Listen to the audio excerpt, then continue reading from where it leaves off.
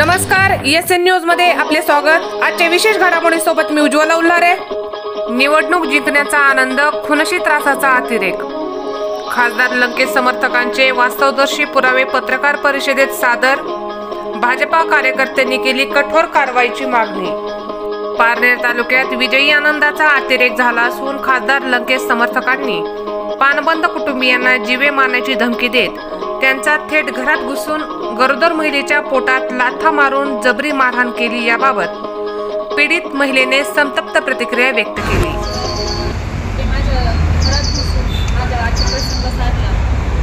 मला माझ्या पोटामध्ये लाथ मारून गाठीवाचक शिवीगाळ केली, आश्लेषपणे बोलले, तुझ्या नवऱ्याला मारूनच टाकलो असं म्हणतात। मग आम्ही खूप घाबरलो। नंतर त्यांना सांगितलं तुम्ही का असं काय झालं केलं ते त्यासोबत नाही का, तर ते म्हणले आम्ही तुझ्या नवऱ्याला मारूनच टाकलो, त्याचा शेवटचा दिवस आहे आज, लक्षात ठेव।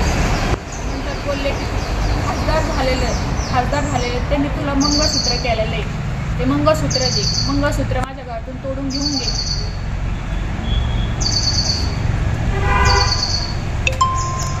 मंगळसूत्र म्हणजे ते कोणी झावरांनी तोडलं का कोणी? हो, राहुल झावरे आणि ते खूप दारू पण प्यायलेले होते। दारू पिऊन घरात घुसून असं एकटी महिला वगैरे असताना असं पुण्यात कृत्य केलं घरात। गुन्हा दाखल केलाय तो बाबतीत? हो। आहे या फायर कशामुळे केलं काय त्यांचे राजकारणावरूनच वाद चालू होते की यांच्यावर टीका करायची की त्यांची टीका करायची, मग त्यांनी तसंच सो घ्यायचं म्हणून ते घरात घुसून त्यांनी माझं असं केलं। घरात माझे मिस्टर वगैरे कोणीच नव्हते, त्यांना कळाल्यानंतर ते आले। किती लोक होते? ते 20 जण, 10-15 जण, कारण 4 गाड्या मोठ्या लगेच भरून आल्या होत्या। आता अटक वगैरे झाली की काय ते तुमच्या घरात कोण कोण घेतले होते बाकीचे?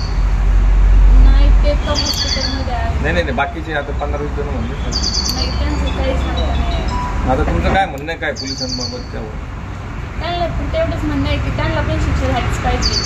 त्यांनी असं प्रसंग साधला, एकटी महिला असं बरं सासूबाई होत्या घरी म्हणून मी एकटी असते तर त्यांनी माझ्यावर दुसरी काय पण वेळ आणली असतीच ना, अति प्रसंग साधला असता।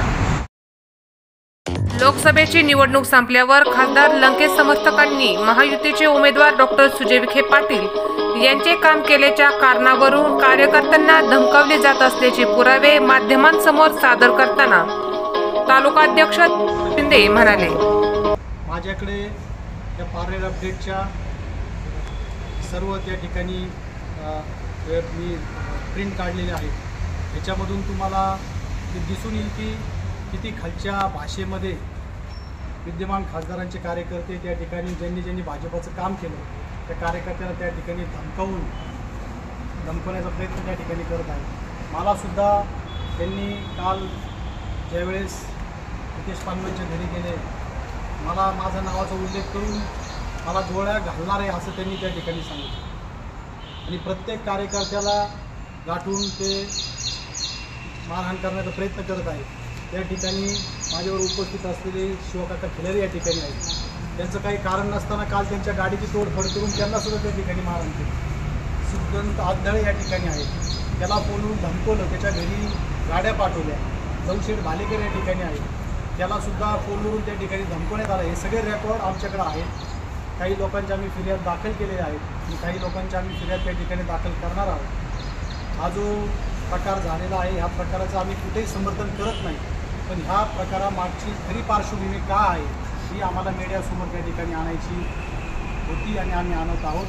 ही जी घटना झाली ही आमच्या आया बहिणीवरती हात टाकला याहून ही घटना घडलेली आहे। खरं ह्या घटनेची अशी पार्श्वभूमी आहे। माझी पोलीस प्रशासनाला विनंती आहे की तुम्ही सगळे हे व्हॉट्सअप ग्रुप चेक करा, तुम्ही सगळ्या घटनेची पार्श्वभूमी त्या ठिकाणी समजून घ्या आणि ही घटना कशामुळं घडली आणि कोण या घटनेला घडण्यासाठी प्रवृत्त करत आहे त्यांचा खरा शोध घेतला पाहिजे आणि त्यांच्यावरती कारवाई झाली पाहिजे। जे कोणी दोषी असतील मग ते कोणतेही असू दे, कोणत्याही दोषींना तुम्ही ह्याच्यातून सोडू नका, पण जे खरे दोषी असतील त्यांच्यावर कारवाई झाली पाहिजे। ही भूमिका आम्ही तुमच्यासमोर या ठिकाणी मांडत आहोत। काल ही घटना घडली, मारहाण झाली, रात्रभर दिवसभर दुपारपर्यंत चालू होतो, तोपर्यंत तुमचं कोणी पुढे का नाही आलं? एवढी घटना होती, तुमचं रात्रभर एवढा आरोप अटक झाले आरोप मी स्वतः हॉस्पिटलमध्ये ॲडमिट होतो. त्यानंतर मी आत्ता जस्ट पुण्याहून या ठिकाणी आलेलो आहोत. कालचं वातावरण त्यांनी एवढं तंग केलं होतं. त्या ठिकाणी विजयावती यांच्या मंडळी या ठिकाणी त्यांच्या घरावरती त्यांनी दगडफेक केली. त्यांच्या ऑफिस त्यांचं फोडलं. त्यांच्या गाड्यांचं मोठं नुकसान त्या ठिकाणी केलं. पूर्ण दहशतीचं वातावरण त्या ठिकाणी त्यांनी तयार केलं. 1 ते 1,500 लोक त्यांनी त्या ठिकाणी जमवलेले होते. पोलीस स्टेशनमध्ये ते कोणालाही जाऊन देत नव्हते. आणि जो कोणी विखेंचा कार्यकर्ता त्या ठिकाणी जाण्याचा प्रयत्न केला त्याला मारहाण करण्याचा काम त्या ठिकाणी करत होते. त्या ठिकाणी शिवा खिलारी सुद्धा उपस्थित आहे. त्यांचा काहीच संबंध नव्हता त्या घटनेशी. त्यांना मारहाण केली, त्यांच्या गाडीची पूर्ण तोडफोड केली. त्याचा फोटोसुद्धा त्यांच्याकडे आहे. म्हणून आम्हाला ह्या घटनेचा सांगण्यामध्ये हा उशीर झाला. काही सांग पारनेर तालुक्यात सुंदोपसुंदी होत असल्याचं जरी दिसत असलं तरी लंकेश समर्थक विजयाचा आनंद खुन्नस काढून करत असल्याचं वास्तव माध्यमांनी सर्वांसमोर आणावं. निवडणुकीमध्ये जय पराजय होतच असतो, पण लंकेश समर्थक त्रासाचा अतिरेक करत असून पोलीस प्रशासनाने यावर कडक कारवाई करावी याबाबत सविस्तर प्रतिक्रिया जिल्हाध्यक्ष दिलीप भालसिंग यांनी व्यक्त केली. आमचं पुढं कोण शांतता आमचं भंग करणारे लोक आहेत का? भारतीय जनता पार्टीचा कार्यकर्ता मारामारी करतो कसं आहे काय? आता ही प्रसंग आहे का? आता कोण करतं हे सगळ्या जिल्ह्याला माहिती आहे, प्रशासनाला माहिती आहे. याच्यात कोण वर्ग आहे का बुवा काय असे? आता अध्यक्ष मारामारी का? हे ताई आता महिला भगिनी बसली, हे भांडणं करणारे लोक आहेत का? त्यांच्या संग तुम्ही भांडतात आणि तुम्हीच म्हणतात शांतता. तुम्ही शांत राहा, जिल्हा शांत होईल म्हणा. शिष्टमंडळ SP साहेबांना वर काय भेटायला जाणार आहे? हो 100%. त्यांना आता DYSP आमचे बाकीचे पदाधिकारी बोलत आहेत. त्या ठिकाणी आम्ही वरिष्ठांना लक्ष घालायला सांगणार आहोत. विजयावतींचं नाव विखेंचे समर्थक मानले जातात असा आरोप त्यांची पार्श्वभूमी गुन्हेगारी असल्याचं आरोप केला गेला. आता त्या राहुलवरच 15 गुन्हे आहेत साहेब. तालुका अध्यक्ष राहुल शिंदे आणि ज्या ताईवर हा प्रसंग या ठिकाणी उद्भवला त्या ताईंनी आपल्यासमोर मांडलेले. आमची एकच भूमिका आहे की आपण खासदार झालात, आपले कार्यकर्ते आनंदात, पण आनंदाच्या भरात दुसऱ्या कुठल्याही माणसाला तुम्ही त्रास देण्याची भूमिका घेतली नाही पाहिजे.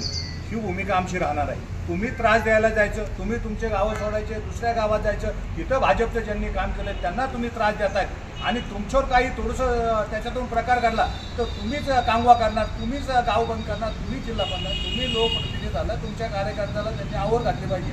स्वतः त्यांनी त्याच्यातून ही घेतलं पाहिजे की एकदा विजय झाला, आम्हाला पराभव आम्ही स्वीकारला आहे आणि आम्हाला आमचा पराभव मान्य, आम्ही तो यांत देत. आमचा कुठलाही कार्यकर्ता कुणालाही काही बोलत नाही. पण जर असा प्रसंग आमच्या एखाद्या कार्यकर्ता होत असेल तर त्याच्या पाठीमागं आम्ही जिल्हा भारतीय जनता म्हणून, प्रदेश म्हणून सर्व अशा महिलेवर जर एखादा अत्याचार करत असतील एखाद्या खासदाराचे PM म्हणून तर त्या ठिकाणी कार्यकर्ता कुठलाही गप राहणार नाही. या ठिकाणी मग काय होईल? आमचं पोलीस प्रशासनाने एवढंच म्हणणं की तुम्ही याच्याची शेवटच्या टोकापर्यंत आणि ज्यांच्यावर खरा ज्यांनी तो आधी सुरुवात केली तुम्ही तुमच्या गावात सोडून दुसऱ्या गावात जातात आणि परत तुम्हीच कामवा करतात. ह्या गोष्टीचं त्यांनी दखल घेऊन प्रशासनाने ह्या गोष्टीवर कठोर कारवाई करावी. एखाद्या महिला भगिनीवर जातीवाचक शिवाय देत आहे, गरोदर असताना लाथा मारताय, अतिप्रसंग त्या ताईवर करण्याचा, तिचं मंगळसूत्र सोडून देतात.